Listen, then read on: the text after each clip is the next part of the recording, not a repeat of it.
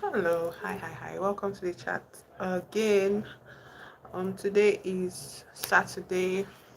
I'm here a bit later than usual, but I've come at pretty much all the hours of the day on my live stream here. Today is Saturday, another bright sunny day. Thankful for that. Today we're going to be reading a dictionary. But before that, yeah, I'm just going to like chat a little about like different things I've been keeping my eye on.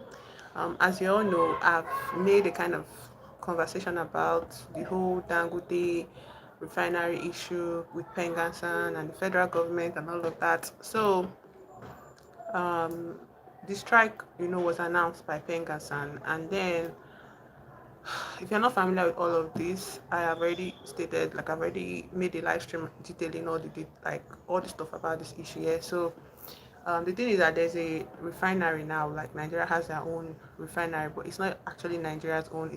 It is one man's corporation, yeah. And his name is Dangote. So, anyways, Dangote opened a refinery successfully, and he employed, I think, over 1,000 Nigerian workers. Even though he has on contract um, professionals from, I don't know, engineers and all the likes that he needs for his company from both China and India. He employed 1,000 Nigeria workers, and one day in September, towards the end, that's 24th of 17th or 24th of September, he announced that there will be a reorganization in his company that will lead to the laying off of 800 workers. That number is what I've been seeing so far, 800 workers. And this comes on the heels of these said workers, declaring that they would join a union, and after joining the union, after signing that they would join the union, they were taken by surprise by this layoff, notice. And they were like, it's not a layoff, it was just reorganization. And he says, so that his company will not be sabotaged, yeah. But it's just indiscriminate. There's no real meaning or evidence behind his claims and all of that. And so the union stepped in and started making a lot of noise on behalf of these workers, and decided to shut down, operations in the country for all oil companies, all oil producing, establishments, all companies that work with petrochemicals, yeah, and hydrocarbons and all of that. So, anyways, the federal government stepped in because now Dangote Refinery is the only producer of PMS, that's petroleum motor spirit, in this country. So they had to step in because Pengasan was not backing down and Dangote was seemingly not backing down. So, anyways, I didn't follow the federal government like hello, Jose. Welcome to the chat. I didn't follow closely the situation on ground, but what I saw in the newsletter was that the federal government was trying to like, be an intermediary between these two bodies, and then eventually, I think what I saw recently was that 800 of those workers have been, reinstated to their positions, so that is good. But the reason why, I even got this like spark to speak about it again was because yesterday the gas we use for cooking at home finished, okay, and we have like two gas stations near our area here in the place we live. And so my dad, he's the one that helps us to get gas and all of that, so he went to the station, and there are tons of people already there waiting, no service. And then he went to the second one again, the line was very long. Like people were waiting, and it was like uncertain that they said they don't even have the material they'll use, the machinery to fill other people's cylinders with gas, cooking gas. Anyway, so my dad now like, kind of instinctually followed one other man that was like leaving the station and was like, oh please, why are you going to get your gas, can I follow you along or something? The man was like, fine, let's just go around. And then they went around to another place that was close to our side, also no gas, two stations, no cooking gas available. These are cooking gas like stations, yeah, and they've been around for a very long time. So like, how, why? And then they had to now go like really late at night to a distance area. I'm so happy that my dad took the vehicle with him. And when he got there, the price had skyrocketed, okay. It has skyrocketed by how do I like, so by some percentage, yeah. And he was not even able to, like, he barely managed to scrape the money to pay for the gas that he bought. Hello, official Kabir, welcome to the chat. So he barely managed to scrape money to buy this gas that day yesterday, and then I realized that this is the ripple effect of the union declaring strike. You get, this is the ripple effect of, you know, the fear that marketers have, you know, around the perceived scarcity ahead, you know, the perceived shutdown of their businesses, you know. And in this moment of time, marketers in this country, you know, they like to take every advantage of an issue to create artificial scarcity, so that when they increase their prices during the scarcity period, nobody's going to ask them to bring it down. Nobody's going to demand an explanation for them bringing it down. We'll just be just too grateful to have gas, to have um our gas, our cooking gas, you know, to cook, to continue with our lives in this country. Yeah? So we'll just be too relieved about the presence of this um chemicals, you know, the presence of these substances, instead of us worrying, instead of us like demanding, like, why should we suffer the blowback of one man's, you know, hubris, this private ownership of the refinery, as if we are doing him a favor, you know, by him setting up his company in this country. We are not doing you a favor. This is supposed to be a mutual beneficiary kind of, you know, situation. You make your money and we patronize your business. Why is it that you're not doing as if you are doing us a favor? You know, all of that kind of like mentality you get. And it just packed it up, and I was like, okay, fine, at least these workers have gotten their job back, you know.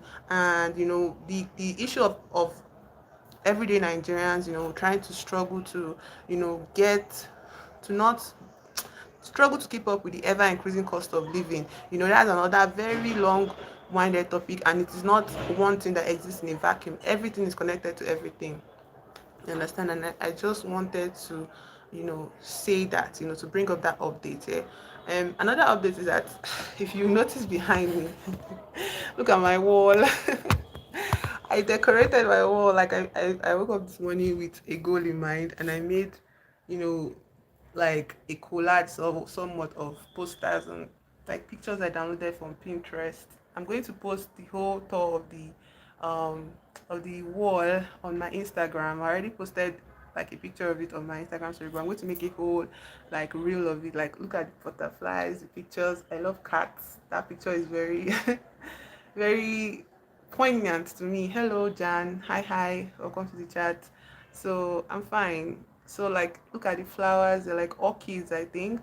And then that is like a whole yeah, thank you, Kavir. I worked hard on it. I just wanted to. The thing is, like, when I'm like, you know, making videos, I don't like seeing this blank scary green wall behind me. Yeah, like, it's not that it's scary, but it's just like so sharp. The color is so sharp, and I was like, the paint job is too sharp, and I was like, let me just soften it a bit by hanging up pictures and, you know, bringing my corner to life. So yeah, I hope everybody, when they join the stream, they see the posters and, you know, they appreciate they appreciate my handiwork. I'm kind of like I want to be a crafty person. I want to be somebody that can, you know, create mosaics and work with like collages. Yeah, but I have a long way to go. I've not gotten to that professional level. Yeah, I've not gotten to the level of. And one thing about working with like or making collages is that you have to be confident in what you are putting together. Yeah, you have to be confident. If not, you're going to doubt everything you know paste. You're going to doubt your vision and all of that. And it's like, anyway, slowly I'm growing my own confidence. So I hope like I'll be able to expand this corner, like more posters and everything. Good combination. Thank you, Asif. Yeah, so that's the other thing I wanted everybody to see. So like, look forward to my Instagram post about it. I'm going to do like a little bit of tour about the posters and all of that. So and again, another thing I want to show you guys. So I created this what they call it, this zine, you know, I think in 2022. I don't know if you can see, it's on a pink cardboard. I just learned how to make it on YouTube, and I was like, how about I create my own here? And so the theme of my zine is actually what do you call it, like melancholy, you know, um melancholy, yearning, unrequited affections, loneliness, depression, like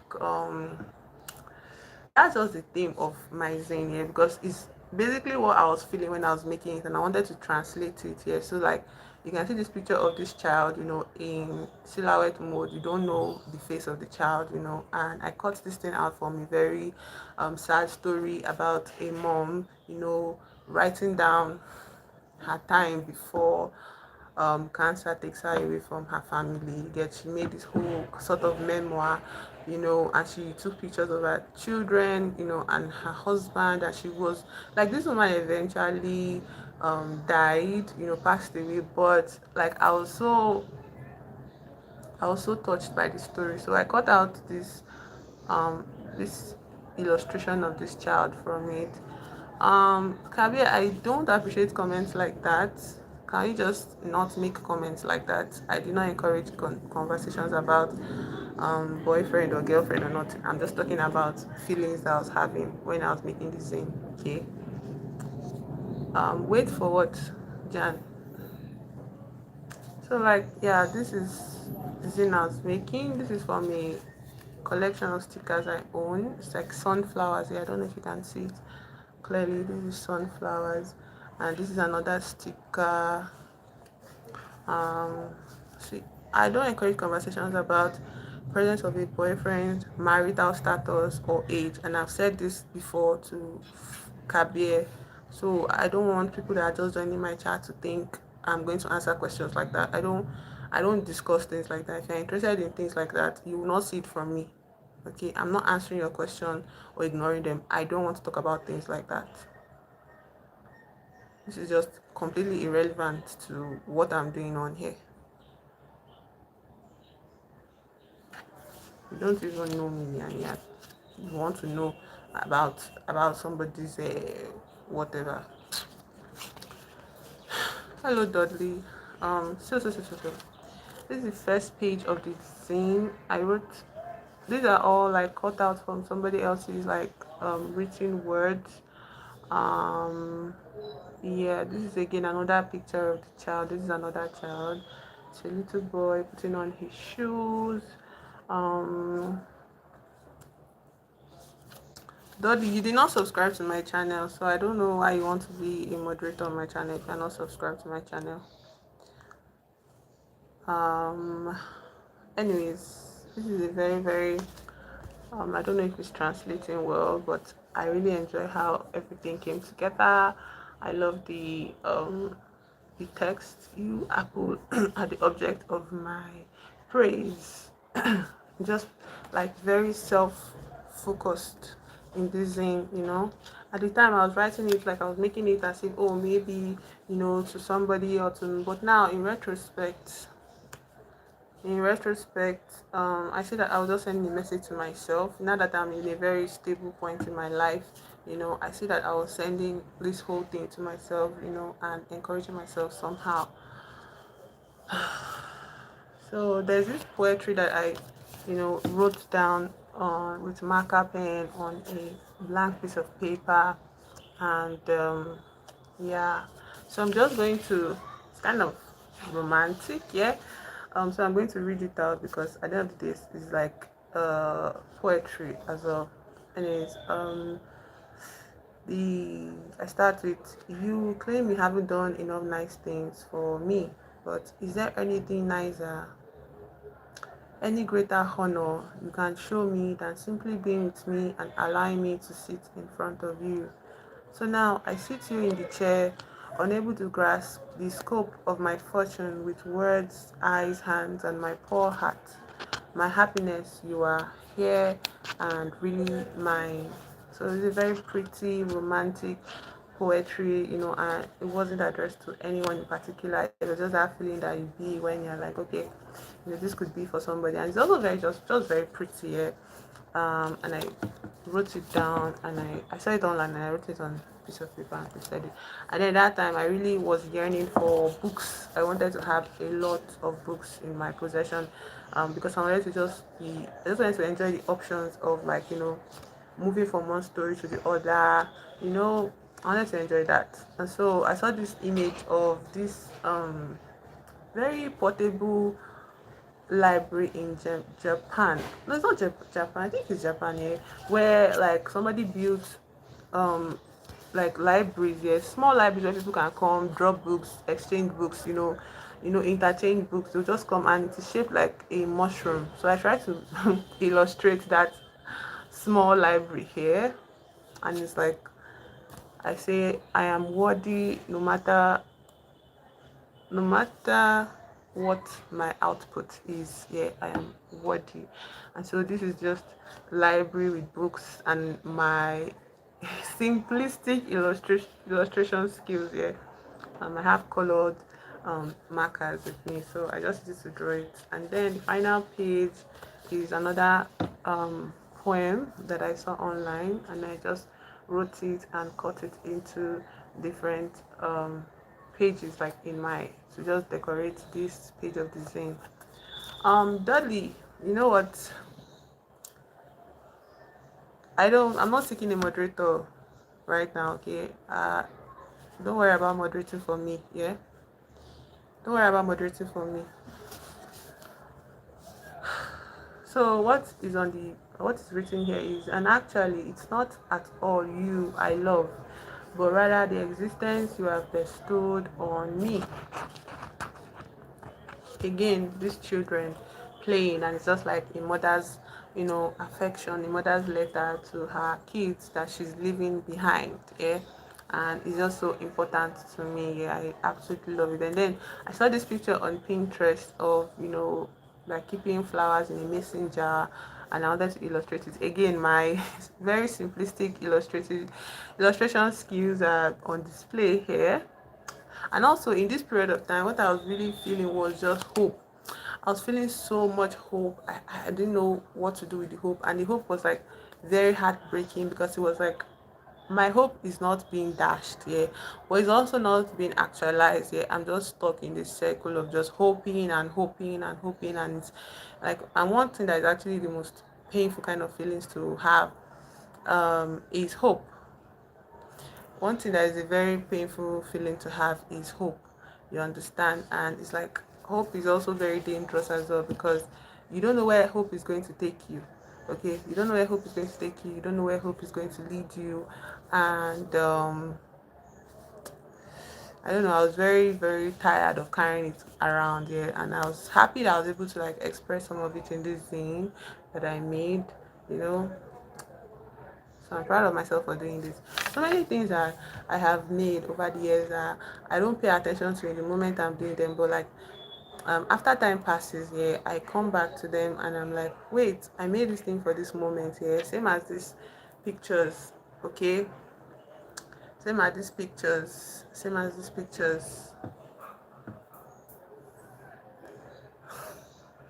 I don't know, there's a lot of confusion in the chat, so um I think I'm just going to continue doing what I am online for, and I hope everybody find peace in their hearts about things that they cannot control.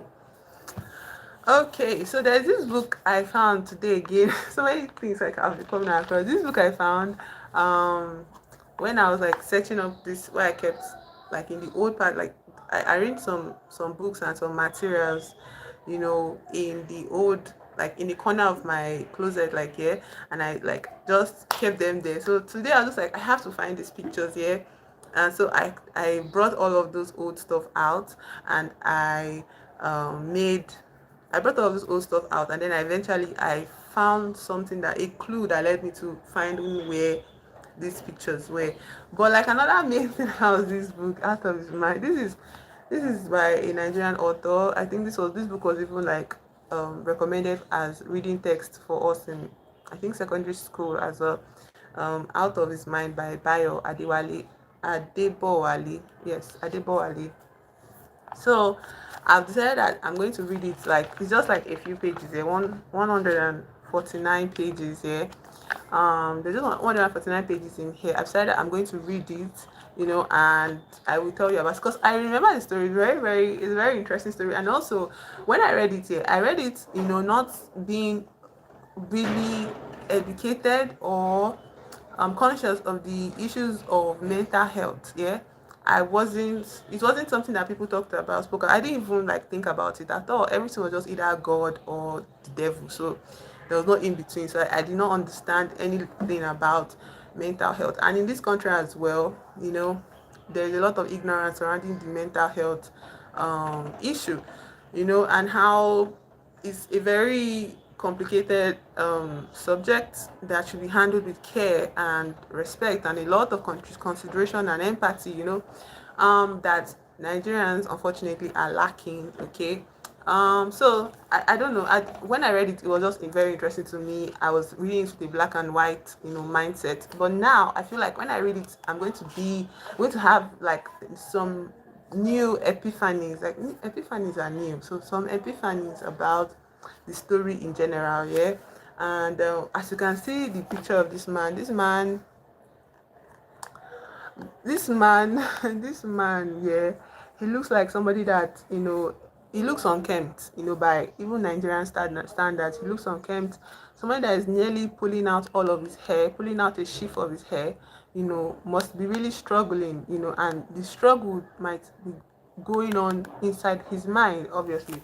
And then his beard, he looks raggedy, his beard looks unkempt, but then he has on this strange smile on his face. Yeah, he has this very strange smile on his face, and it's like, you are obviously going through hell, but why are you smiling? Yeah, and this smile is not one of like what warmth or like something fun is happening to them, or is not born out of happiness. Like, it's a smile that seems like somebody has reaching to, like, has gotten to their limits. Somebody has gotten to the point where they're at the break of their mind. Yeah. And so I'm very excited to read it. I'm very excited to read it, actually. I don't know, should I read it with us on the stream? I don't know if you'd be interested in reading something like this. Let me know as we go along the stream. So the first there's a small note about the author here. The author is his name is Dr. Bayo Adebowale.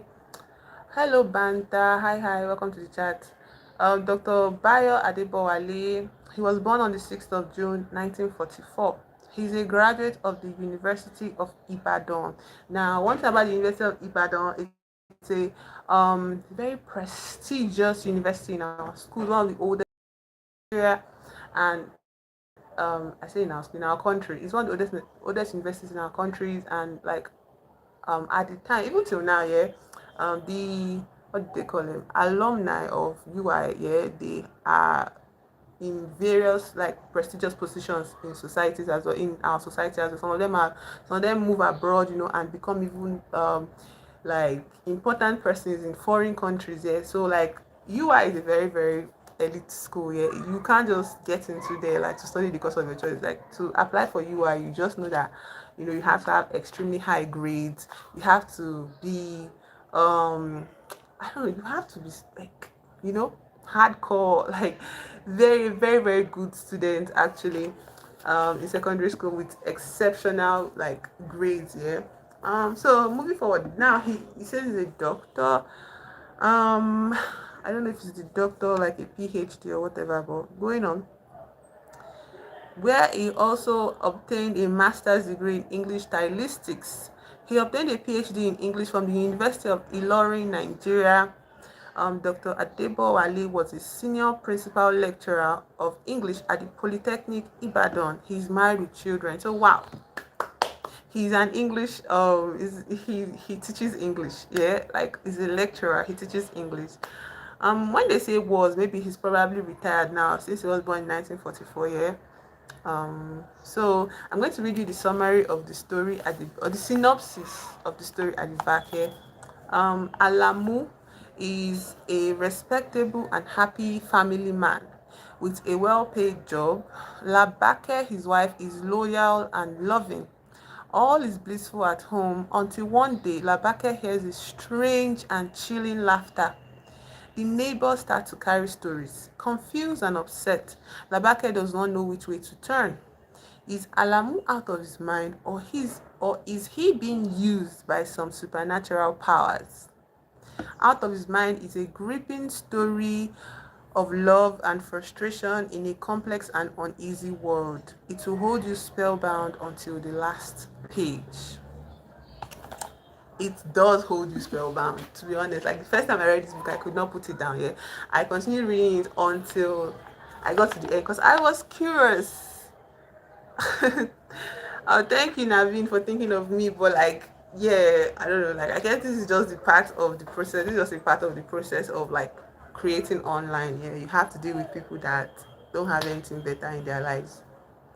So the title of this stream topic, the topic of this stream is we're going to read a dictionary today. Okay, so something that we have to. So we're going to the dictionary section here. I don't know. Maybe if we finish with the dictionary on time, we'll go back to start the book here, and I'll let people I'll ask people if you're interested in conversing with me and all that. Anyways, why I want us to read the dictionary today is because, to be honest, education, like system of education all over the world is at an all-time low, and you see that with people that the way people speak online, the way people connect with media online, yeah, it reeks of a lot of ignorance. Although they are wonderful, well, properly literate individuals online, but like they are not so much. Okay, and I feel like the way we can go about it here is not by entirely bashing people that are illiterate. It's not by bashing them. I feel like we also have to give opportunities for people to learn. And I feel like that is why YouTube is so important to me, because the things I've learned, on here, of course, I discriminate things that I learn. I don't just like accept everything somebody's saying to me, hook, line, and sinker. I also apply my own critical thoughts to the things that I listen to on here.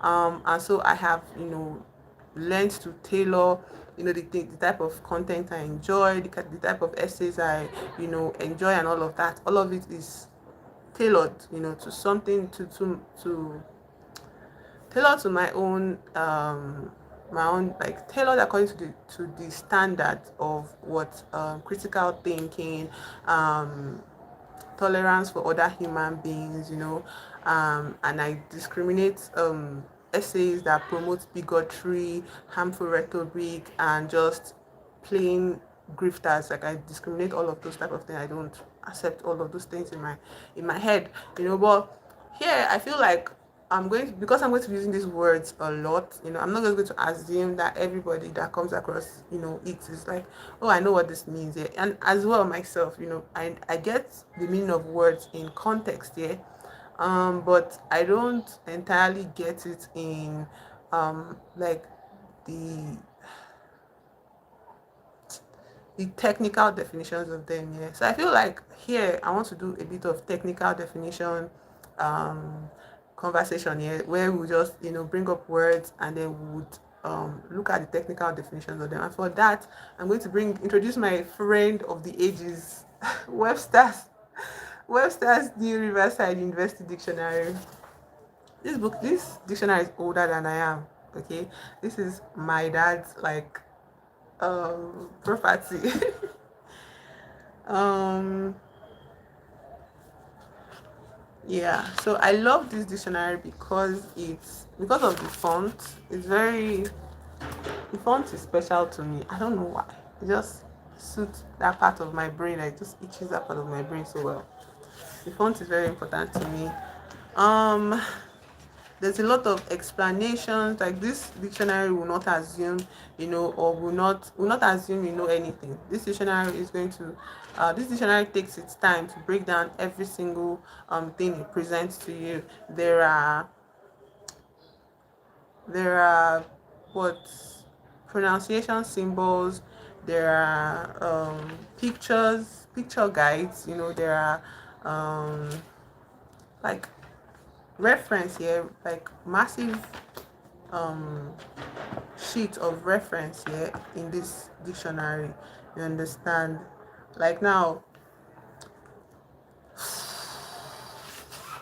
Hello, hello, hello.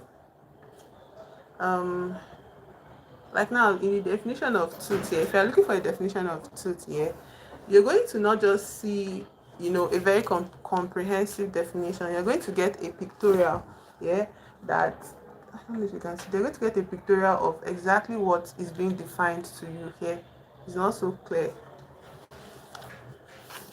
Well, it just happens like that now. So sometimes people are present and sometimes a lot of people don't show up, but it's okay.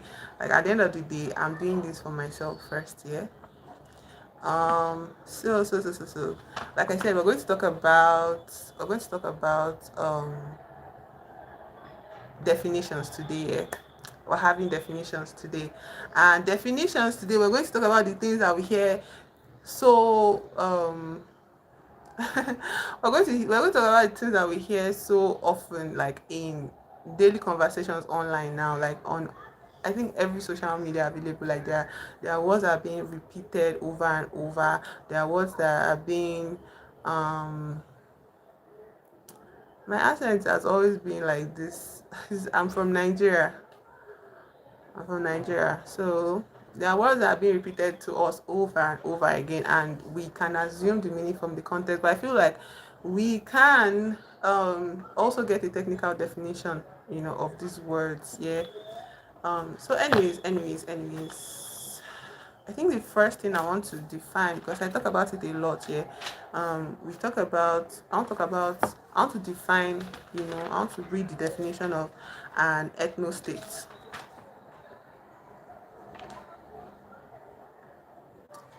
Thank you, Mantan. Thank you. So I want to read the definition of an ethno state, um, because we hear it all the time and it feels as if you can say, oh, maybe that is bad, maybe that is neutral. What is the context of an ethno state? And like because I don't have any other device that I can check, the internet on, I just have my phone.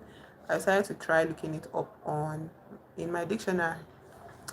Nigeria is not an ethno state, but Nigeria is not an ethno state. That's why we're going to look up the definitions, okay, so that you understand. No, bro, it's not all Muslims here. We have a very diverse religious um, community here. We have Christians, we have traditional worshippers, we have Muslims, we have Orthodox, we have Methodists, like Christian, you're under Christianity, but still, a very diverse religious community here. I think that is just like exaggerated propaganda online. So that is why we're going to look at definition today.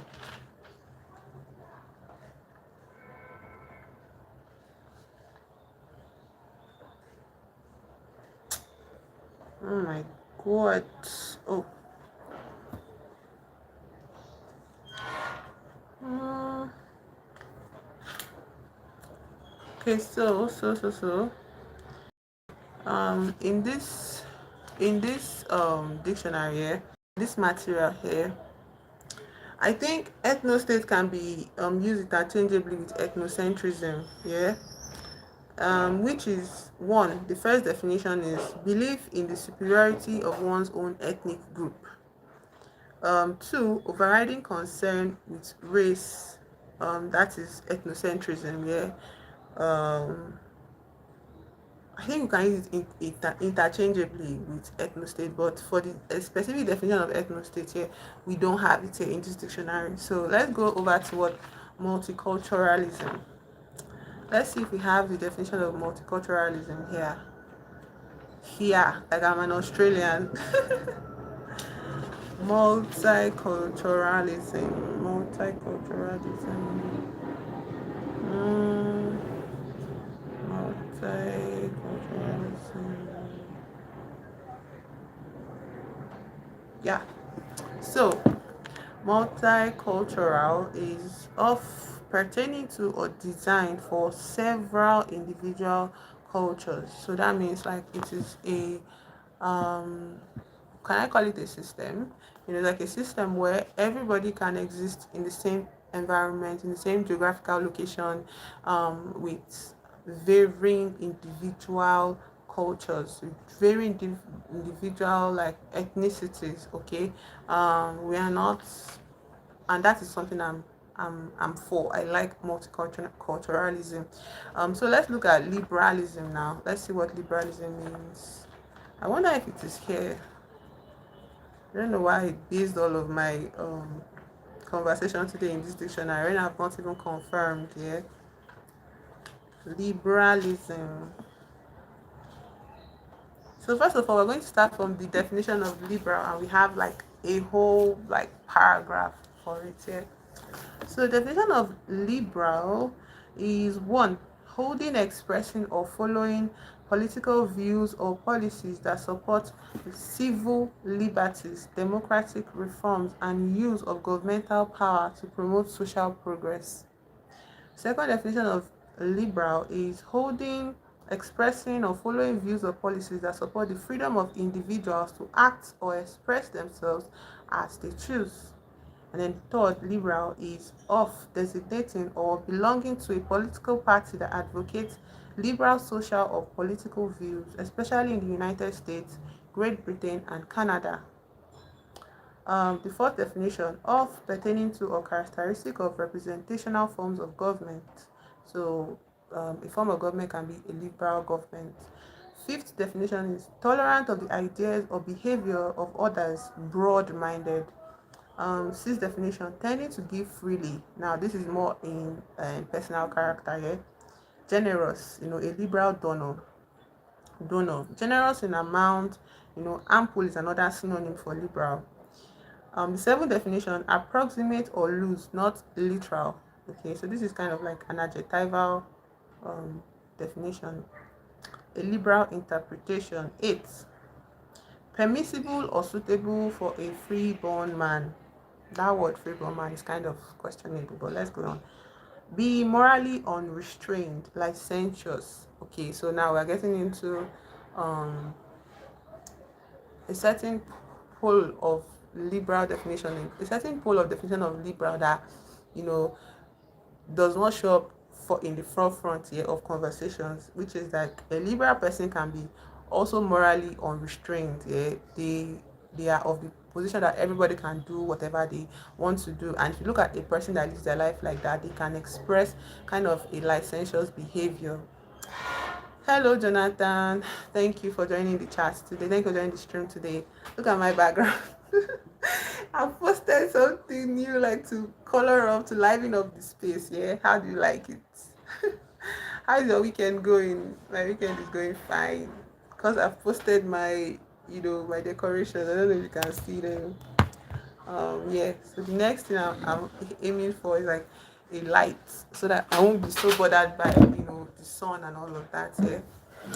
So like I said, in topic of today's live stream is reading a dictionary. So I'm going to be reading off definitions of words that come up a lot in our conversations here, especially in like the chaos that is going on all over the world now. There's a lot of conversation about political views. There's a lot of conversation about how all of the things we thought we knew about democracy, are being like put to the test, and it's failing desperately. Yeah, it's failing so badly. Yeah. So like let's talk about all of those. Let's define all of these things properly, and let's not keep working on context. Context is important, but there is value in knowing technical definitions of things. See, I have ratted off 100 things at a time. Oh, I'm happy to hear that, Jonathan. So I've been defining liberal because the definition of liberal is very, very wide. It's not just one thing. So. Another definition of liberal is, at this point we're on the ninth definition of liberal. It is a person having or advocating liberal ideas or opinion. And then another one is a member of a liberal political party.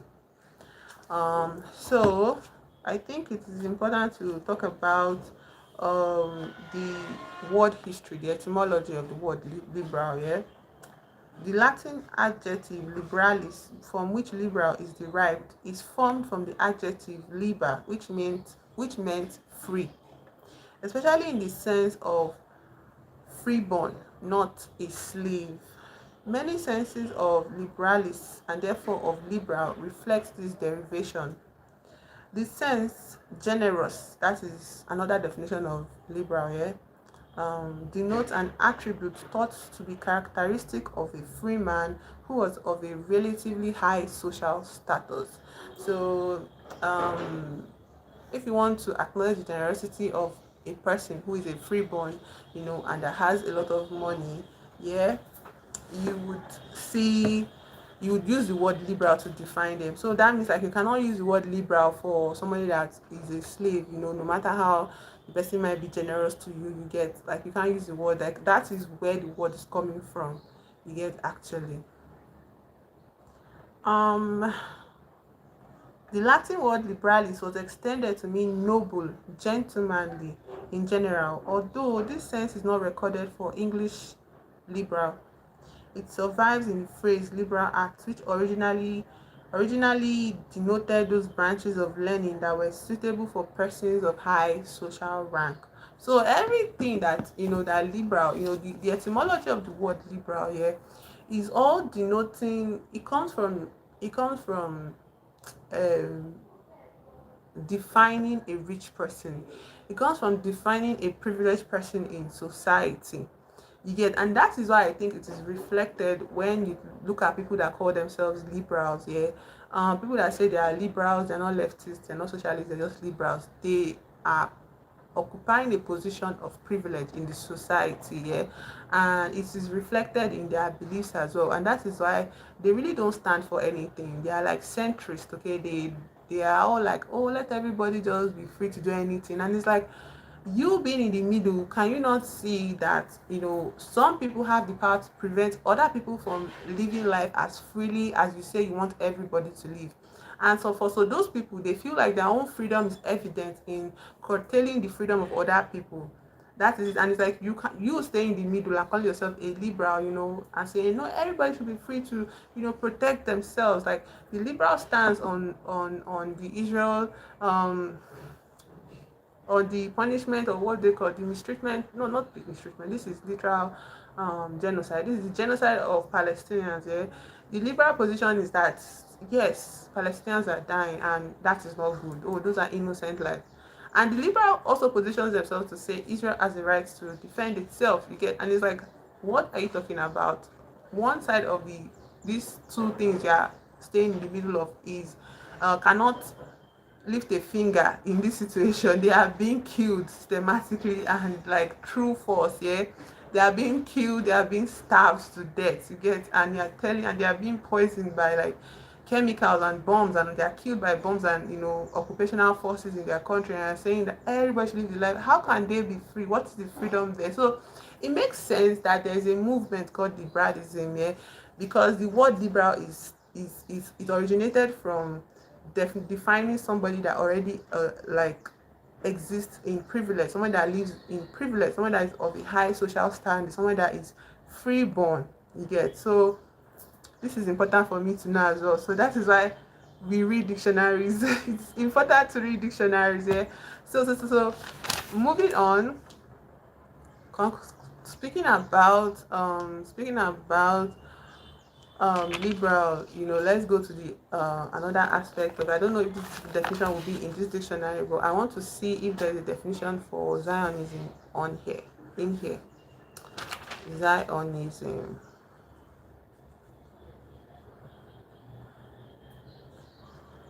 Hmm. If the definition of Zionism is not here, that means it was probably not a. Oh, it's here. It's here. That means it has existed. This dictionary is as old as it's older than I am. Let me check the publication dates here. Coming. Is there any information about that? Any information about the publication? Maybe I'll check it out later, sha. But this dictionary is very, very old. Yeah, very, very old. But anyways, the definition of Zionism existed because Zionism has been a practice for a very, very long time. Um, so let me read it. First of all, we start from the word Zion. Zion. A number one, 1A definition. The Jewish My eyes. The Jewish people, Israel. B. The Jewish homeland as a symbol of Judaism. And the second definition, a place or religious community regarded as sacredly devoted to God. Third definition of Zion, an idealized, harmonious community, utopia. Now we go to the definition of Zionism. That is the first definition here, a plan or movement of the Jewish people to return from the diaspora to Palestine. A plan. A plan. Second definition, a movement originally. Hello Joe, hi, welcome to the chat. What is my setup for my streaming? I'm using my phone. A Samsung phone. Why are you asking? So Zionism. Second definition, a movement originally aimed at the re-establishment of a Jewish national homeland and state in Palestine, and now concerned with development and support of Israel. So um it is here technically here the definition of Zionism. It is a movement originally aimed, so it is not innate. Okay, it is created, it is a setup, it is a planned movement, it is made by man artificially. Yeah. To start streaming you need to have at least 50 subscribers. That's all you need to start streaming. It is something that is created, it is not natural, it is not inbuilt. It is something that a group of people came together and decided to make, like it's like a plan. Somebody set up a plan, and the plan is that they would move and create their homeland in a land already named, a state, like a land already called Palestine. Yeah, Palestine already exists as an entity, exists as its own country, as its own land. Yeah, and then you're now seeing that Zionism is the plan to move into an already existing area and occupy it basically. And so at the end of the day, you can see that Zionism is what a settler colonialist movement, is a settler colonialist ideology. Yeah. So when people are speaking about Zionism online, when most people listen to, when most people hear it in context, they talk about, they start to be all like religious. They start to attach it to Bible prophecy. They start to be all, oh, because I'm a Christian I have to support Zionism, or because somebody is a Jew they have to support Zionism. And it's like, no, there's nothing Christian, there's nothing Jewish about Zionism. Zionism is just a plan concocted to occupy somebody else's land, to make a homeland and establish yourself as the owners of somebody else's land. And so that is what Zionism is. So that is the definition, technical definition of Zionism. I'm so happy this dictionary has it. So the next thing we're going to the next word we're going to look up on the dictionary is, drum rolls, genocide. We're going to look up the definition of a genocide.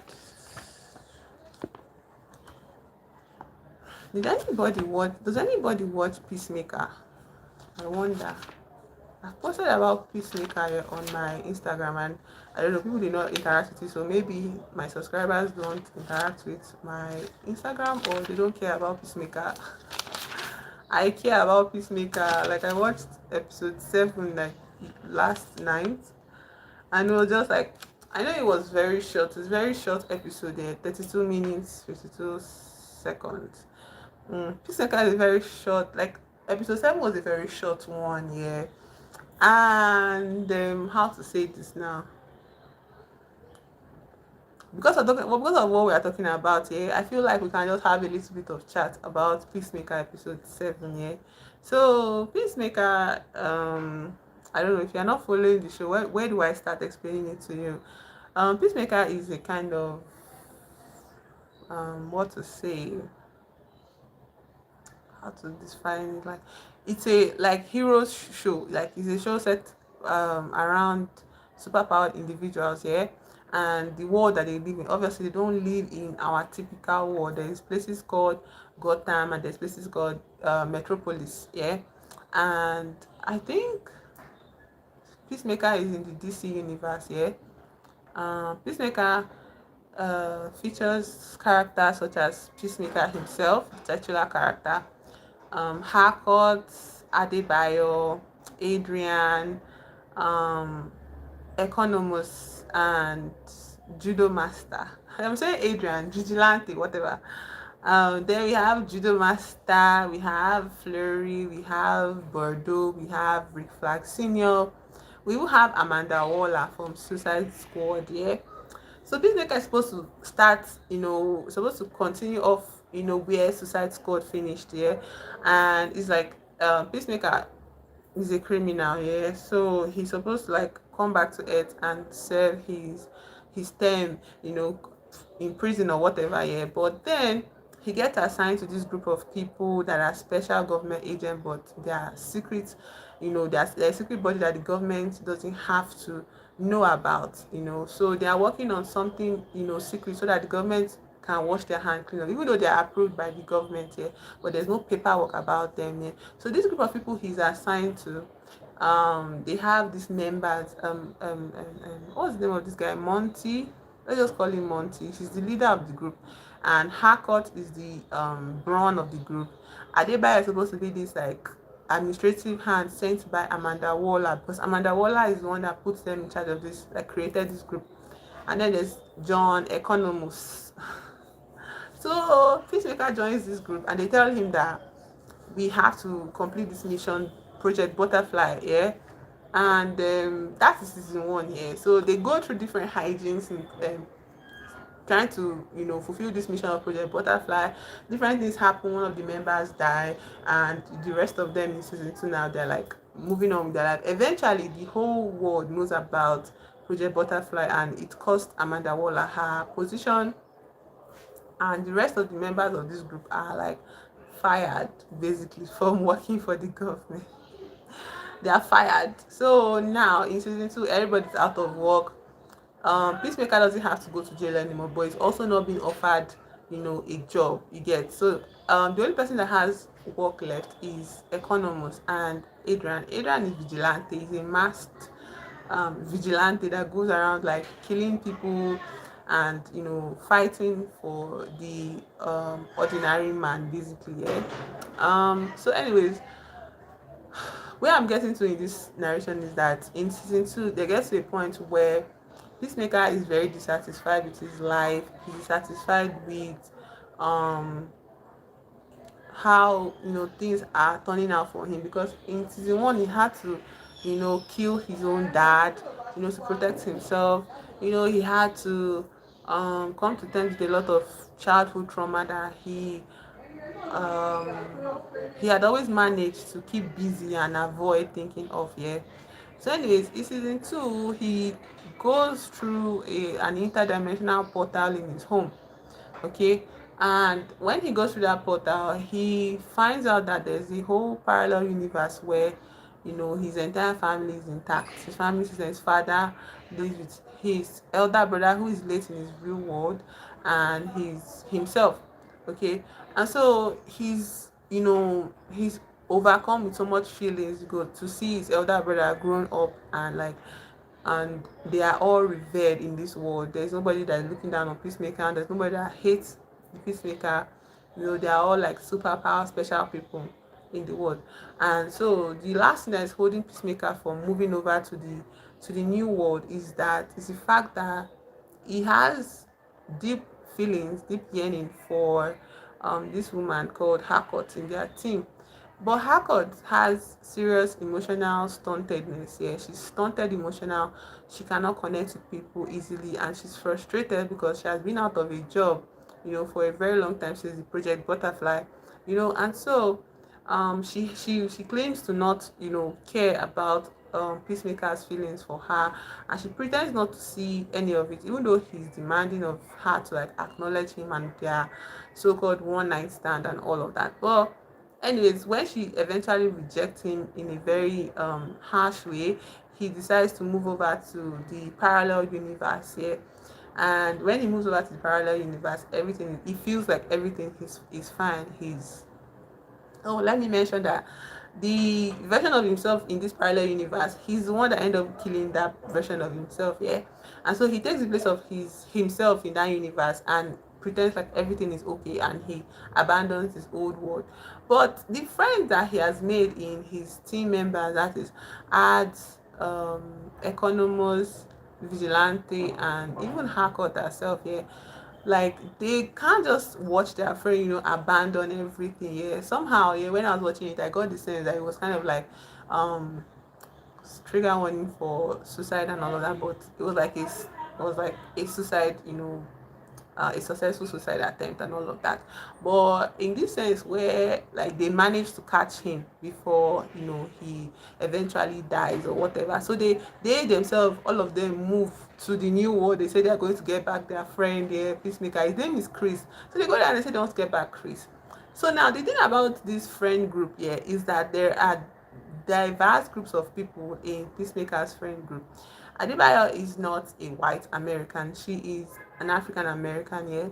And also, I don't know, Judo Master is kind of like in their friend group, but Judo Master also follows him into this new world. And Judo Master is Asian, yeah. He's Asian, he's not anything conventional looking, okay? And so he moves over to this one. So like I'm mentioning their diversity, their difference here from Chris kind of people, Chris kind of look. And it's like I feel so angry, before I watched yesterday's episode. I was so mad at Chris in the sense that, okay, that you have this diverse group of friends, yeah, and you are living in a world where not one time have you noticed any diverse individual amongst the in this environment you live in this city you live in, this new world that you claim is so perfect. You've not noticed one single diverse person, and it's not odd to you. Hello, Pristine. Welcome to the chat. My name is King. I am gisting about Peacemaker in reference to the definitions that we're finding out in the dictionary. So I don't know if you watch Peacemaker, but I do, and I watched yesterday's episode. It was very fantastic. Oh, I'm fine. Thank you for asking. I hope you are good as well, Pristine. I hope you are good as well.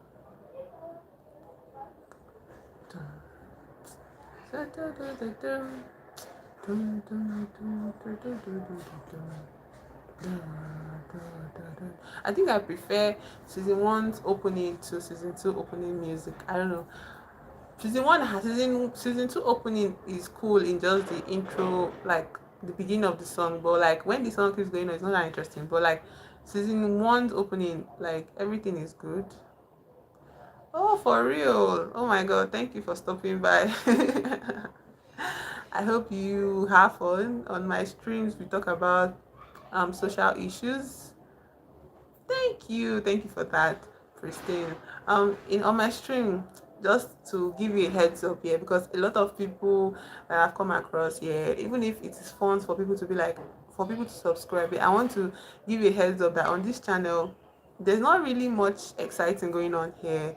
I just talk about books, movies, shows I care about, and I also discuss like social issues that affect people in my country and also people all over the world. There, like Gaza, and now in Nigeria's case, because I'm from Nigeria, I talk about issues affecting Nigeria, like the poverty situation, how billionaires are stressing our lives in this country, and how the government is pretty much useless, in this country. So that's what I talk about here. And I don't know, some people kind of make a whole big deal out of expecting something more, and I don't want you to be, you know, disappointed in that sense. It's okay for you to like, I'm just letting you know. I'm just letting you know. Okay, thank you. It's something you enjoy. I'm sure you have a wonderful time here. So I don't know. I'm still going to read this book. I don't know if you are aware of this book. It's called Out of His Mind. I intend to read it once I'm done with dictionary definitions of the words I want to talk about today. So Out of His Mind, yeah. That is book we're going to read after this session I'm done with it. So look forward to that reading. The thing I'm talking about now is a show that I'm watching, Peacemaker, and because the word I want to look for in the dictionary, this is my dictionary here. The word I want to look for in my dictionary here is genocide. Okay, I want to look for the technical definition of genocide, but it's like um that word genocide is relevant in this piece of media I'm talking about. Yeah, so that's why I want to bring it out. In case you've not seen Peacemaker, I want to just like kind of draw this picture for you so that you can understand, where I'm coming from. Yeah, so I'm telling you the story. Basically, that's what's happening here. So the story is that there's this hero, he's dissatisfied with his life, and then he finds out there's a parallel world where his brother did not die, his other brother did not die, and his dad, is nice to him than this present world. Also, his dad is alive in this second world. So the only thing that is left for him is his lover. Okay, he likes one woman and the woman does not like him back, or the woman pretends she does not like him back, and she rejects him and his affection. So he moves over to this other world because a version of that woman is in this new world, and she likes him. In fact, she was serious about him and everything. He's like, okay, I'm going to stay here. You get, so he abandons his friends in this old world and he tells them, he writes a letter saying goodbye to them. So he moves over to this new world. But in this new world, what I'll tell you that this is an American show, yeah, and in the old world, he has a diverse group of friends. He's a white man. He has an African American woman as a friend. Hello, Hafsa. Welcome to the chat. He has an African American woman for a friend. But in this new world, one thing I want to bring out is that this man, because his own personal life is perfect, okay? In this new world, everybody in the world likes him. So you know that in this new world, there exists a version of himself as well. He killed that version of himself and he has taken the place of that version of himself. You get, so he's going around pretending he's that version of himself. Nobody's asking questions, nobody is curious about it. They just like, oh, you are behaving odd. His father is like, oh, you are behaving strange, but at least you are better than before. you know so anyways, in this new world he lives in, just because he's satisfied, personally satisfied, he gets to be a hero, he gets to be respected and loved by everybody in the country. His parents, his father is fine, his brother is fine, and the woman that he likes him back. Okay, at least a version of her likes him back, and he's okay. You get, but like, we just look through the definition of liberal, and in the definition of liberal, you see that it is the etymology of the word, that's the origin of the word. It comes from defining somebody that is what, a freeborn gentleman, like someone that is rich, someone that has a lot of social stand, someone that is, just rich and privileged. Yeah, so that is where the word liberal comes from. Yeah, defining such a person, that it comes from. So that is why, and when people say, oh, me, I'm a liberal, I feel everybody should do everything they want to do. At the end of the day, that's a privileged take. You get, it shows that you are not standing for anything. As long as you are okay, you are free to do anything you want to do, and you're like, okay, everybody else will be free to do anything they want to do, without understanding the fact that some people find freedom in punishing other people. Some people find freedom in restricting the freedom of other kinds of people around them. Yeah, and that is what happens here. Chris is a liberal. Yeah, he's a liberal, and before he even became a liberal, he was an extremist. Yeah, he killed a lot of colored people, a lot of brown people, a lot of people that did not look like him in his old world, and he said they were all criminals. Fine. He now moves to this new world, yeah, and he's okay. He doesn't notice anything amiss. Okay, I hope you're having a good day too, please. Thank you for sending that message. So anyways, he does not notice anything is off. You get, but it's not about having friends that love you. That your friends are not going to watch you put your hand inside fire. They want to stop you. Yeah? Your friends are not going to let you just abandon them. They're going to ask you why. They want you to come back. They're like, why would you just abandon us? Why, your friends? What's the reason? You get, and they follow him to this parallel world. You get, but these friends following to this parallel world, all of them, they are not liberals in that sense. Yeah, they are more aware of the fact that, like, human beings are diverse, okay, and we come from diverse backgrounds. We have diverse races here, and that is fine. You get, and so those friends, they followed him into this world, and immediately they stepped into the world. Like, the woman that he likes to, the woman that pretends that she does not like him, she followed him to, like, she came to the world, she found him, and she was not like that. Have you noticed how we've been in this place this entire time and we've not seen one person of color? And it's like, oh, wow, that's true. And then he notices the flag, the American flag, and on the blue square of the American flag, we see the Nazi logo there. So I don't know if YouTube is going to have a problem with that, but you notice like the Nazi logo on one blue squad, and it's like, what? So it's like, of course, you get like Chris has a friend that that is from another race entirely, and that is even his best friend. Okay, his best friend's name is Adebayo. She's a woman, and like she's even the only one that sometimes when she speaks to him, he listens. Most of the time, he listens only to her. Yeah, and he respects her opinion. He confides in her. He expresses all his pain. Like they are besties. Yeah, let's just leave that. They are besties, and but the fact that he is a privileged man, his position is so privileged. Yeah, he cannot see the fact that in this world that he calls perfect, he's never going to find somebody like his bestie Adebayo in this world.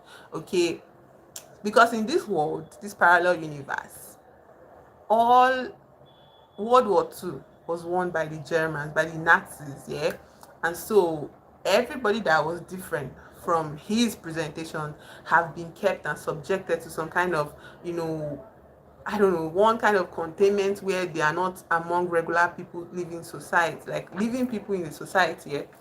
And so, when this woman, like this woman he loves, points it out to him that, come on, there's a whole Hitler mural on the wall. Haven't you noticed it when you step into the office every day? And he's like, oh, he's surprised, and so it's like that is just and in this moment of time you recognize that the thing that has happened in this world, this parallel world that he deems perfect, is what?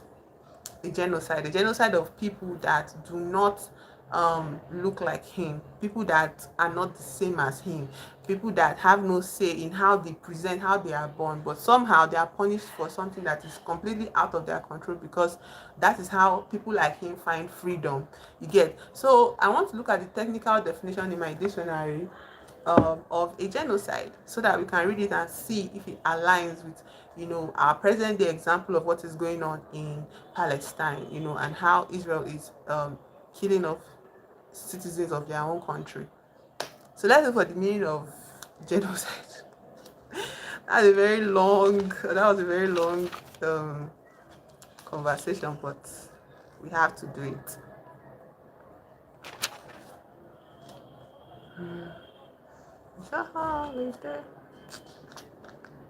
No. Tell me the definition for that, because it is here. Genocide. Very straightforward answer. Systematic, planned annihilation of a racial, political, or cultural group. Systematic, planned.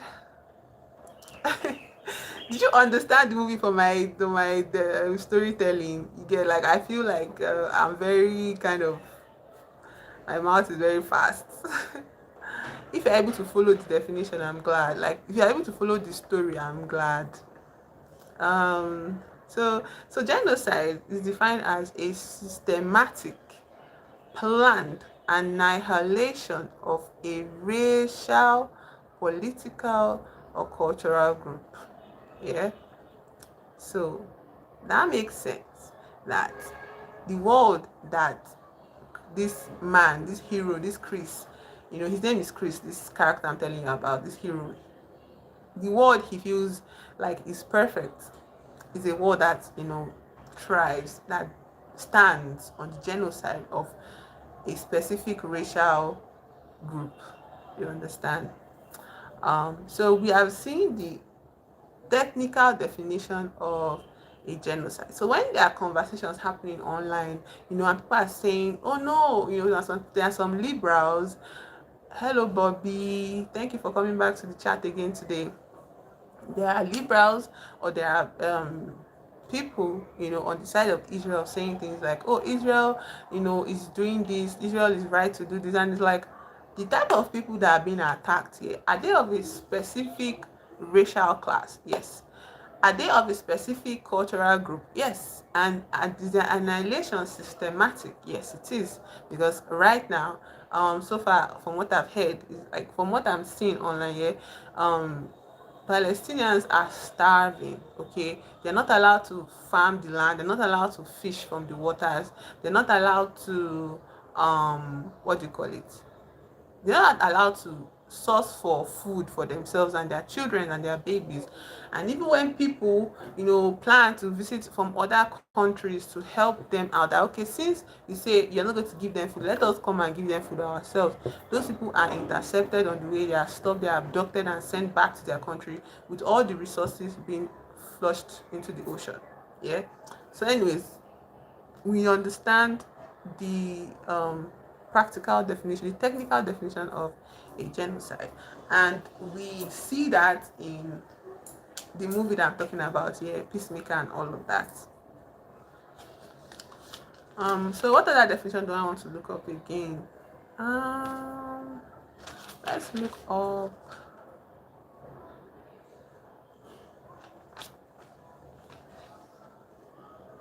What the last thing I want to look up?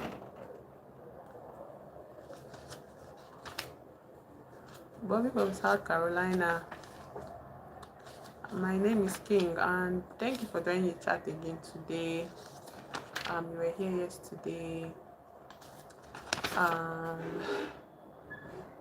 yeah, I can't think of anything right now, but I feel like we can move on to this book I want us to read here, Out of His Mind. I really like the cover of this book because it already gives you an idea of what you're getting into.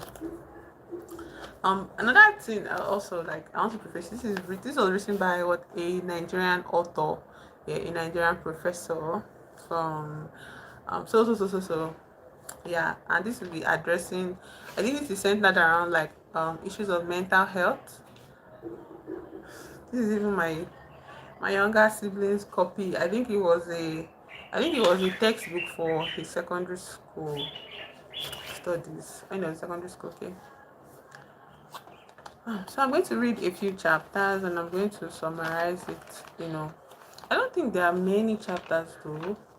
How many chapters are there? There's just like 149 pages. I don't know, as you like. My name is King though. King is okay. My king is okay. No need for the my.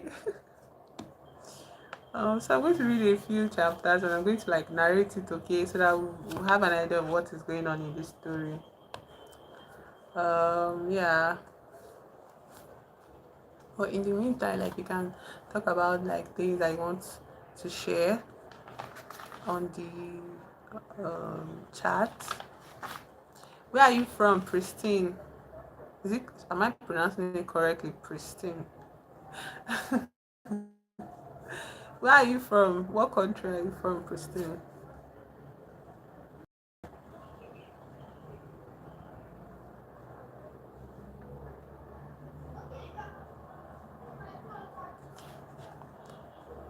Mm, where are you from? How are you? Are you like a student or you're working? I'm curious.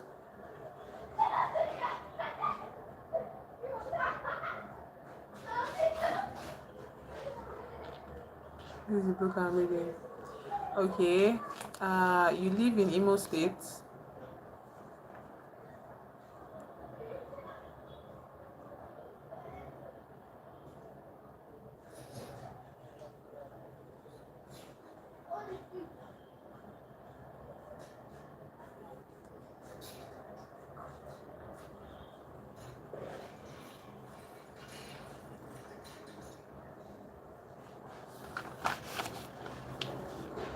You live in Imo State.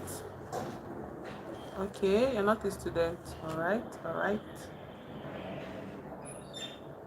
I mean in university, like uni, they're done with uni, yeah.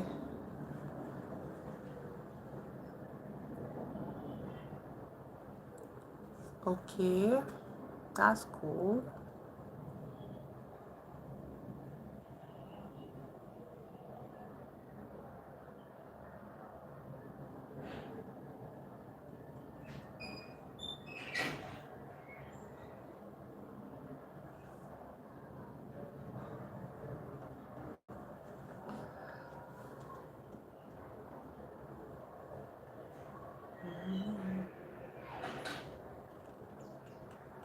Okay. No, that's interesting. So you work?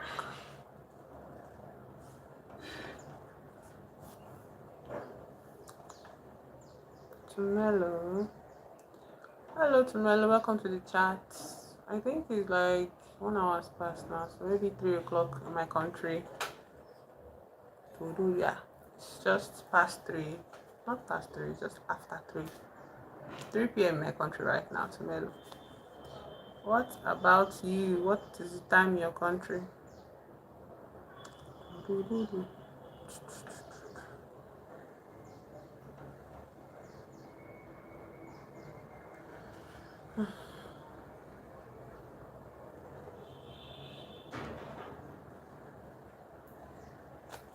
Right. That's nice. Oh, thank you to Melu for that compliment.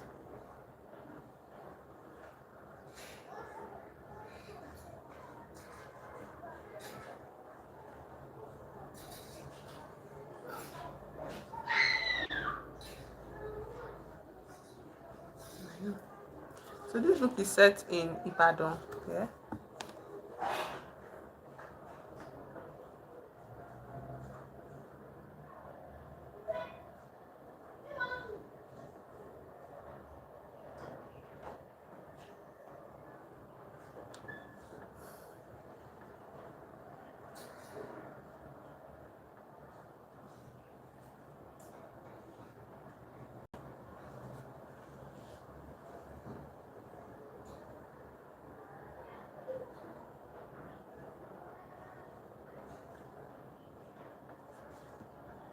Fazlidin, как дела? Я хорошо, а вы? Yeah, хорошо. So everybody, I speak Russian sometimes with my Russian subscriber. No, I'm not from Ibadan. I said this book. This book is set in Ibadan. Okay. Hello to your son. Fazlidin, это как сегодня? Ты работаешь сегодня? So I speak Russian sometimes with my Russian subscriber, and my Russian subscriber is saying hello, and I'm asking him, how his day is going today. So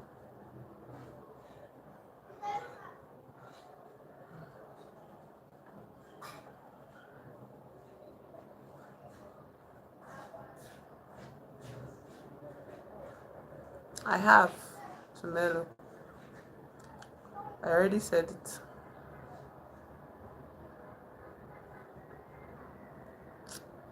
Mm, Lagos.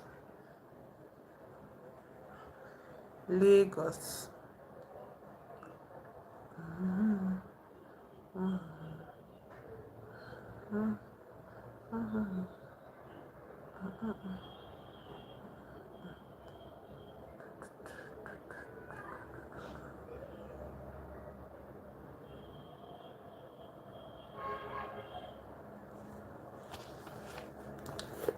This week I want to. Let's write it down. Все хорошо. Кто там?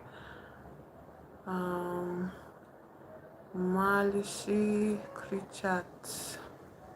Что это малыши кричат?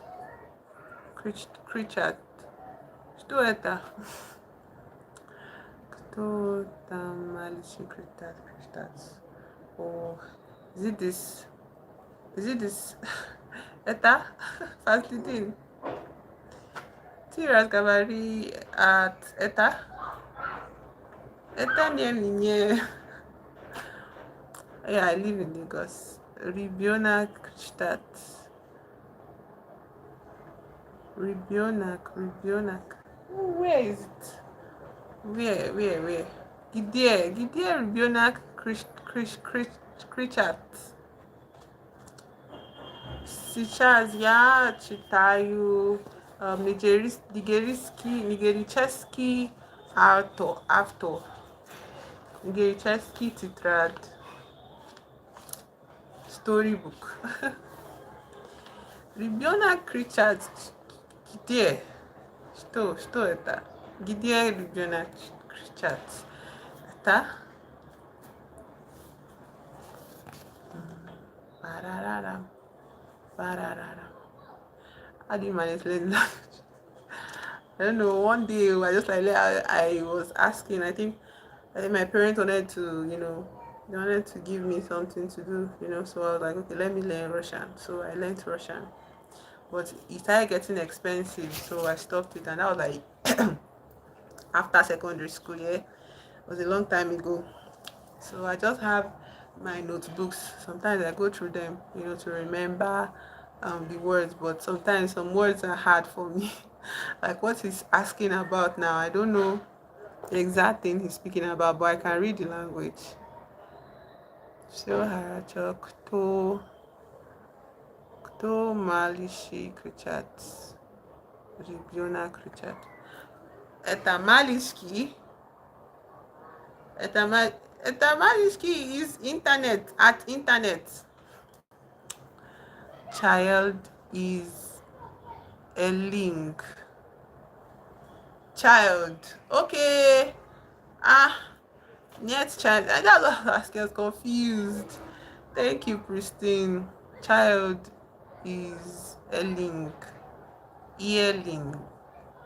Oh, child. Niet ribbon. Minya niet ribionak, ribionku. Niet. What to say? It does not. I don't have like niet. Child is yelling. Niet. Child. It's child. I still want to like improve on the language, but sometimes I get so distracted, to read my books to remember. Kagdak to krichal. Kagda is when. Kagdak to krichal. Сегодня. Я сделала сегодня это. Я сделала сегодня да утро. Я сделала сегодня утро. I hope I'm understanding though. I'm just trying to piece it together. Oh my god.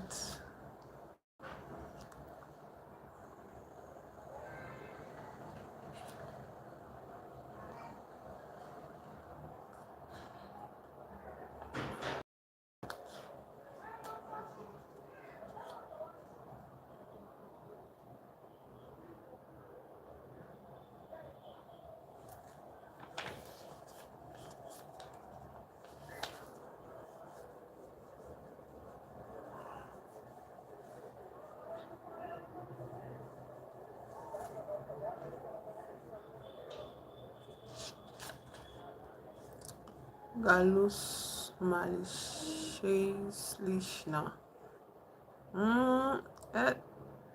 Galos Malishes Lishna. Это трудно Словари очень трудно. Я не понимаю фразы. Извините, пожалуйста. Я не понимаю словари.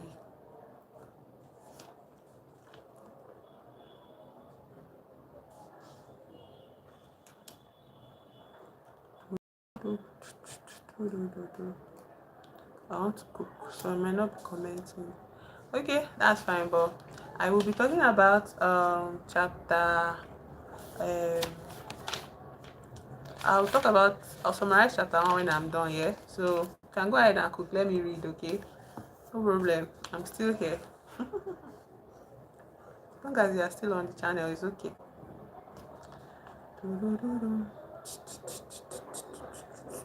So the story starts with this character named Alamu. Yeah. So Alamu Alamu starts narrating, telling us he likes solitude. And solitude for him is like a person, okay? And solitude comes to him, comes to converse with him after his wife leaves the house, or when the wife takes the housemaid and the child to the market to go do different things. So he switches off the radio and the television, and he sits in one corner of his room, and then he starts to let his mind travel. Okay, he sends his mind on errand, like wherever he wants to go, let the mind go. And then when the mind goes anywhere, he now has this session where he starts to laugh.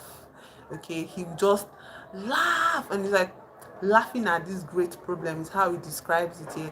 And he's alone in the house, but he will start laughing so loudly, you know.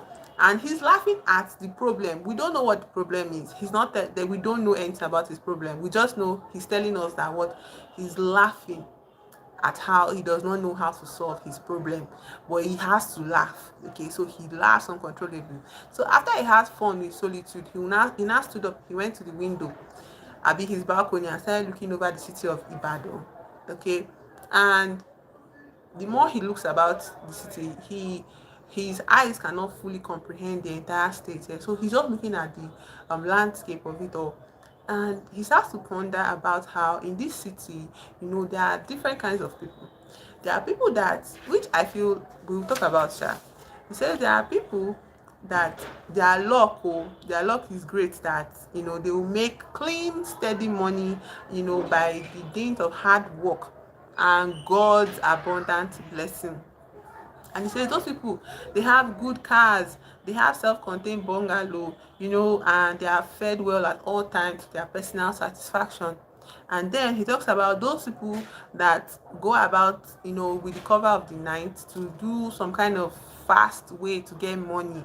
You get, and when they get money overnight, you see them, as millionaires, international managers, emergency director, currency controller, like they are big men and all of that. And they go around in luxury cars with little girls that are their daughter's age and all of that. And then the third group of people he mentions are the people that are forlorn. I guess the unfortunate people, those ones that no matter how they work day in day out, they end up with dismal failure. There are people that have shattered dreams, people who hope all the time against hope. Yeah. And this is so important to me because I started this stream talking about hope. So if you watch the stream again, you see one session I was talking about hope and all of that. So anyways, um Alawi is thinking about it, yeah. Thinking about how um in spite of his education and position here, he has inherited a sizable proportion of the city's problem. So I'll keep on reading. Okay, when I go a bit further down the story, I'll tell you again what is going on.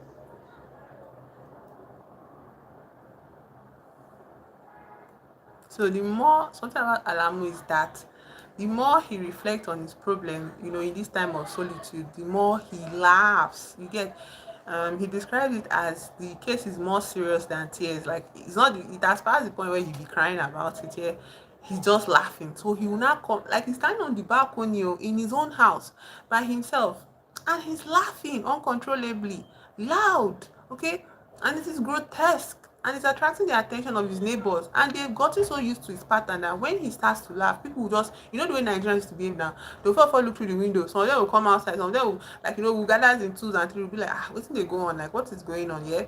So his neighbors now, they will not gather in their corners. They will not be like, why, why should this happen to this man, who brought this upon him?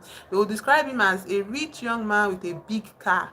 a man with plenty of money, this world, like a man with enough to eat and drink. So on the outside look, on the outside perspective of things, Alamu is comfortable. Okay, he is comfortable. So what is his problem? You understand? So now that problem he's talking about, the words he's using to describe it is like, oh, this problem is big, that the road has blocked for him, like he does not have any way out of this problem. Yeah. And then again, but the outside world, his neighbors are looking at him as someone that is comfortable, so they feel as if his own problem for him. I know Nigerians now, once one person starts to laugh by themselves alone, it's not even just Nigerians here, but it's very typical in Nigeria that when we want to like conclude that somebody is, you know, mad, insane, clinically insane, we watch out for their laughter. Okay, when somebody is laughing uncontrollably without rhyme or reason, we just be like, ah, this person don't mad, oh. You know, person is already mental, you get. So anyways, that is where his neighbors are in the situation, and that's where he is in the situation. So I'm reading more. I keep going ahead with it.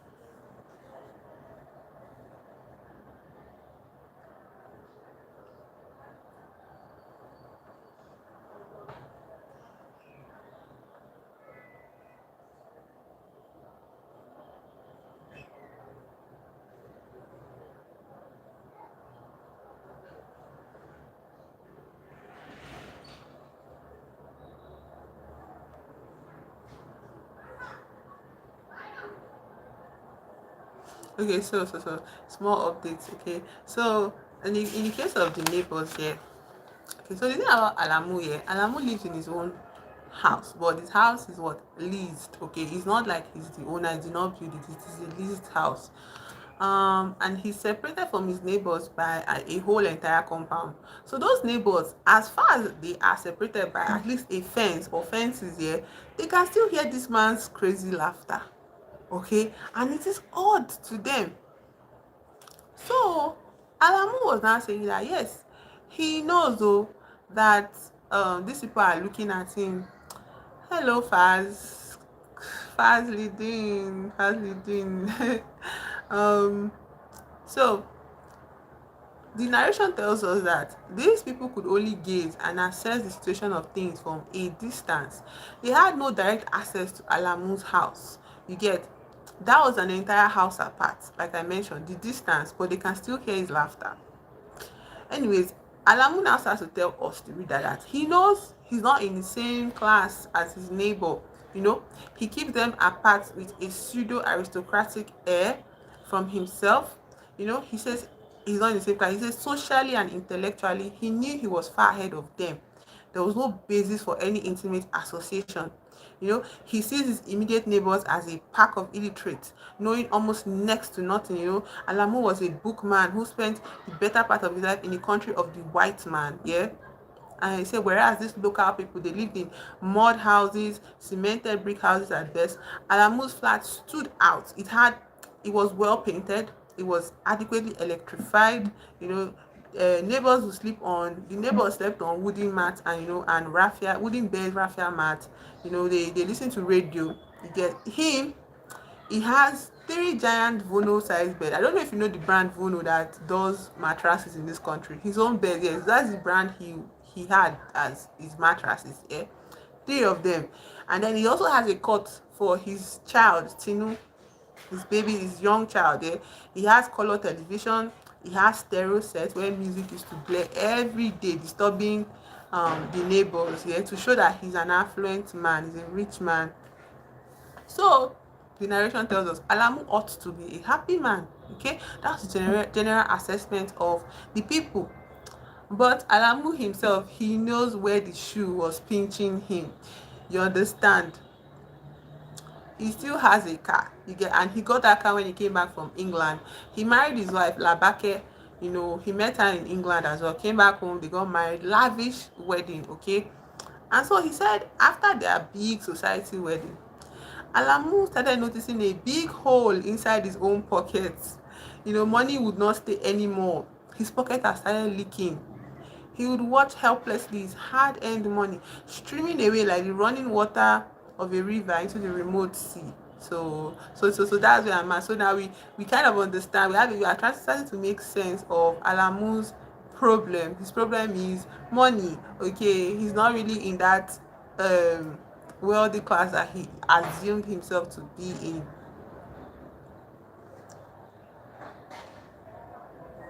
I don't know if Faz in this class. Faz, Unas Ya Raskaz Ya Raskaju at um Chilavek, Eta Chilavek, Malchik. Eta Malchik, Niet Ochin Dengi, um Paeta Mu, um Malchik, uh how to think. Malchik, Niet Harasho. Нет хорошо, нет нормально, мальчик будет много, но мальчик не расскажу подруга, подрузья. Мальчик нет мальчик нет друзья, мальчик есть женщин и дочка.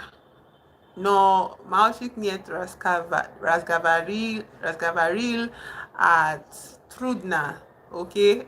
Проблеме. Мальчик нет разговорил от трудные проблемы. Проблема. Проблема. Это тетрадь. So, я читаю, последний текст.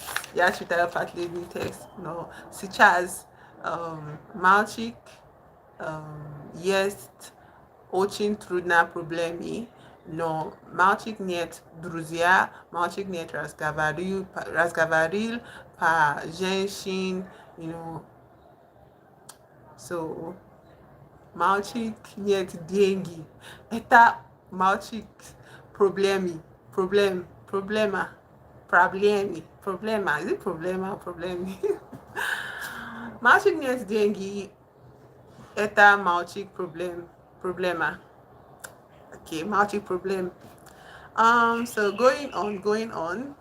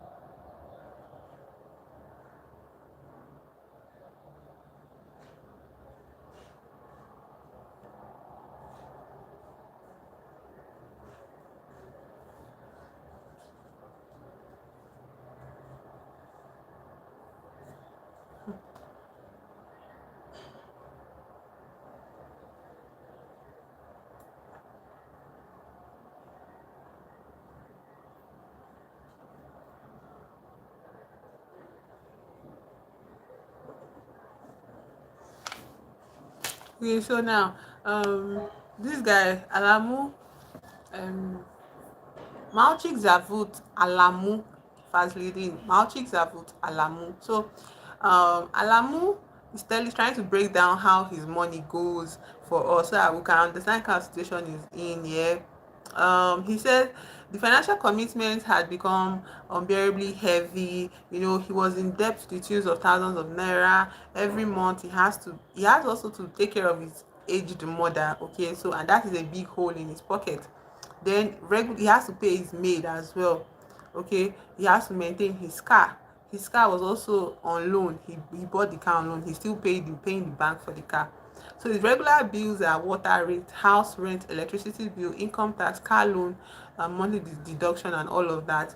Okay, so like every month, and when he takes his salary, he will rush home, he go to his room, he will now open his diary and start writing all the notes he made throughout the month about the problems he had. So the first one he reads for us is like, today, 10th of July, landlord threatened to eject me. I owe him 3 months rent. He swore oath at me, he called me all sorts of names, and the landlord basically saying he should pack up or he should pay for the rent, you know. And then again, another time again, on 12th of July, his car stopped him on the road. The rear axle of his car, maybe his tire problems here. And police officer came to tell him to move his car that is obstructing the flow of traffic. And they already asked for the particulars of the car. The police officer found out that vehicle license had expired and there was no insurance cover. So like the problems are non-stop for him, and he's reading through the diary, all the notes he made on it. Yeah. So for fast leading, Alamu eta Malchik, um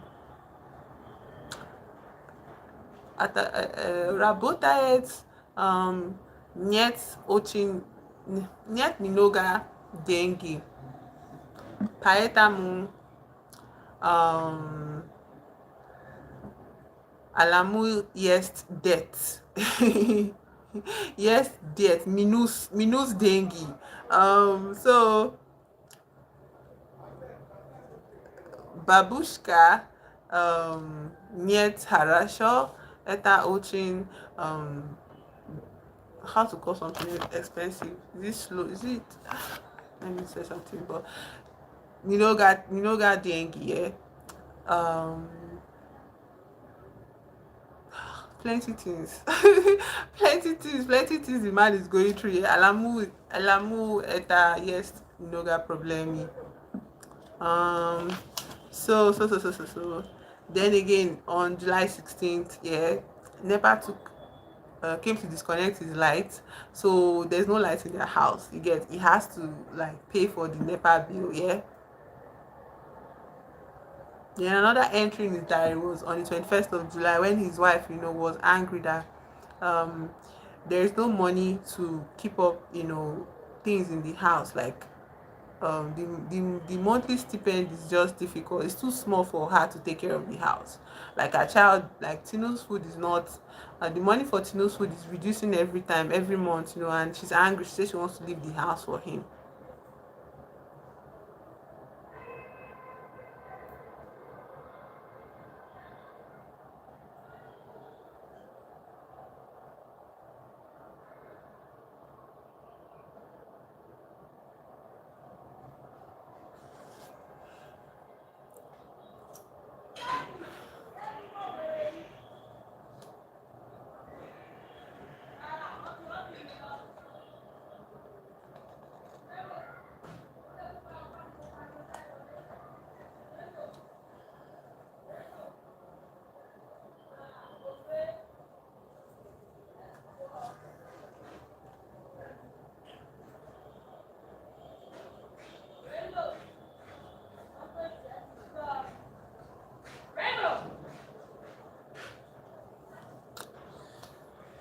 Oh, no problem. Oh my God, don't stress. Okay, thank you so much for spending time with me. All right, I come online every day, so anytime you check up, I might be on live. So thank you for stopping by. Thank you for subscribing, and I'll see you hopefully in another one. Yeah.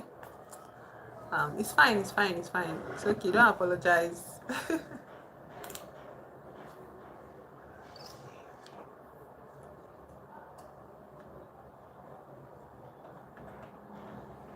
Oh, it was also nice meeting you today, Christine.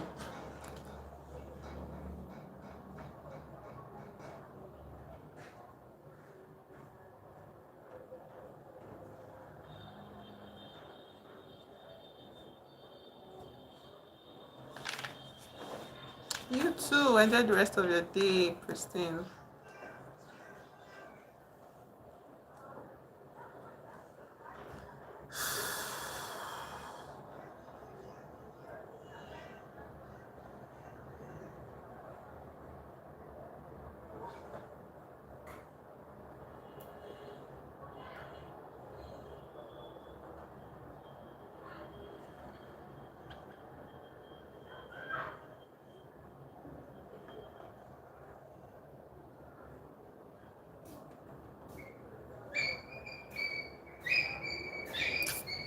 These people are so mean. Why you beat your dog like this? And that's a small dog.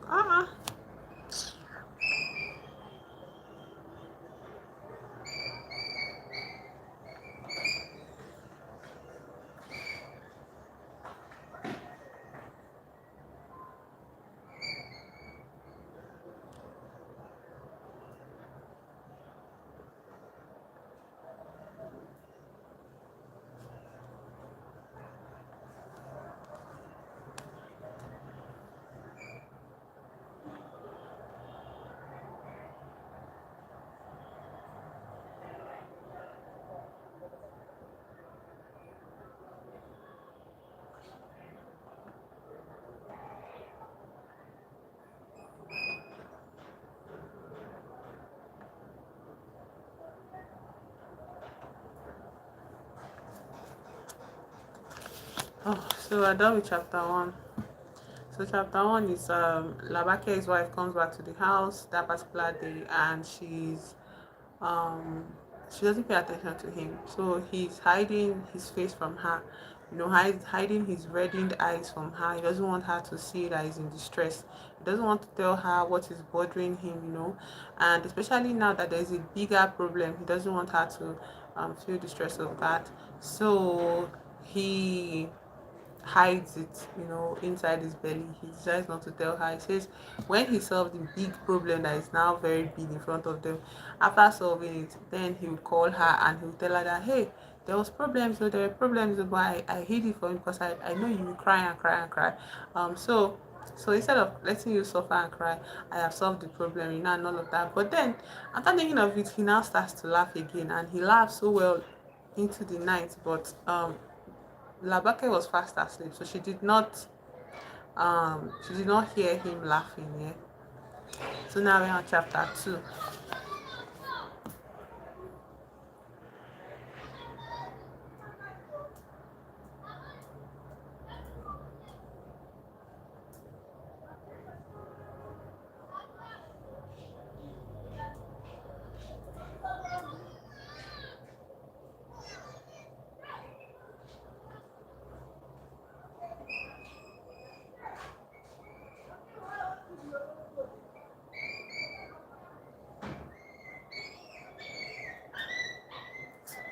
These people and this dog.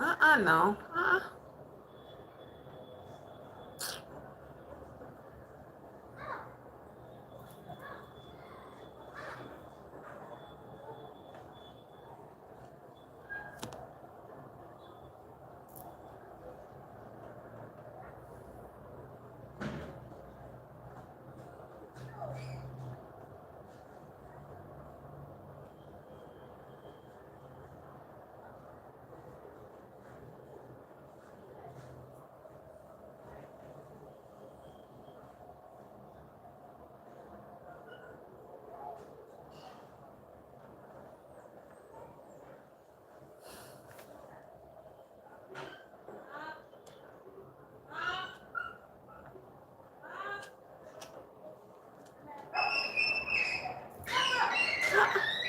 God, what is wrong with this boy?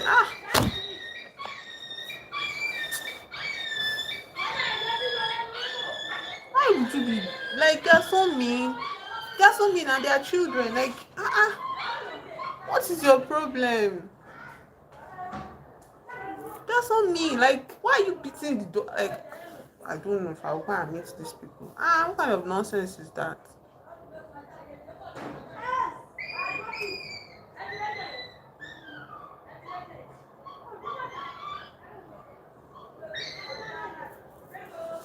Hey, God, just stressing this dog for nothing.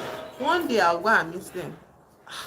If you want to kill your dog, you kill your dog now. Let us rest. You just be torturing it. It's not like you're feeding it or treating it like an actual puppy.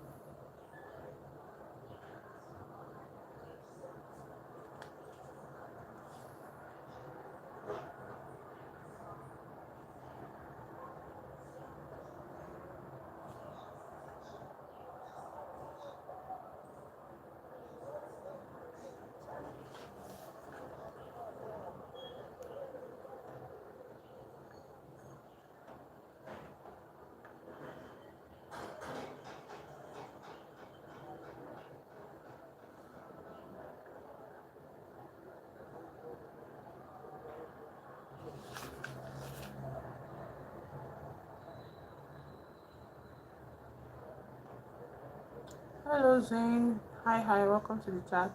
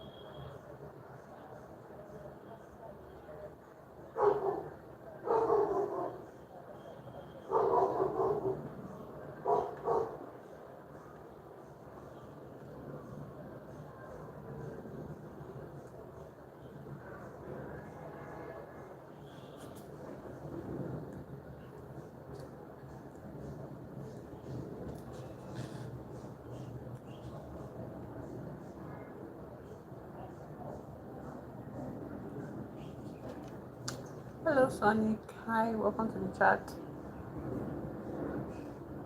I'm fine, Zane.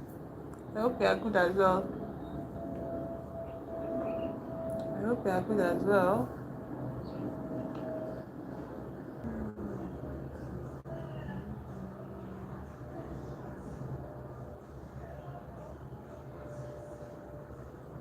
You and this lip gloss gist.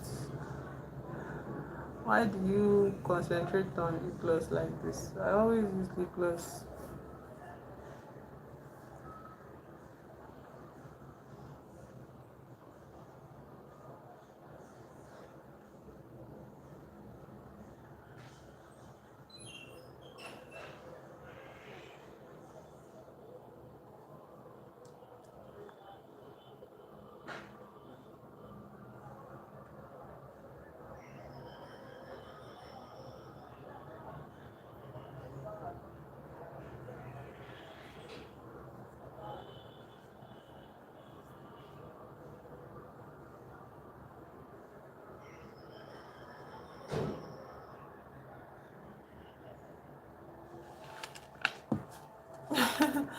Yeah, that's what it does. That's what it does.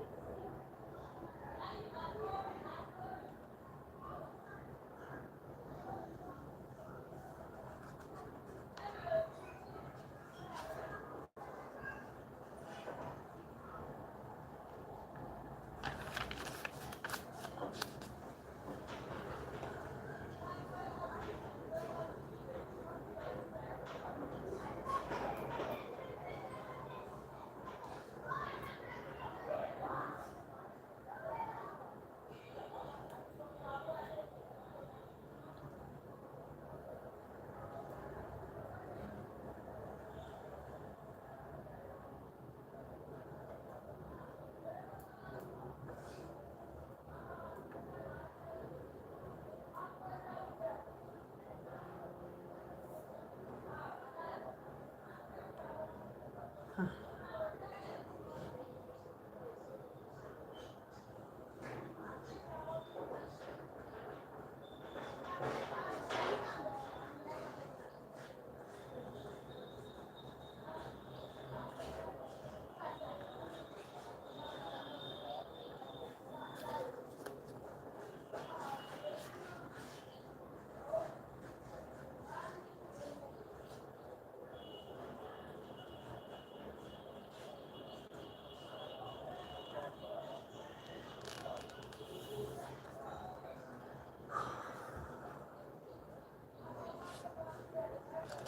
I was able to get to page 27 today. Uh, Thank you for keeping me company at this time. And then I'll see you in tomorrow's stream.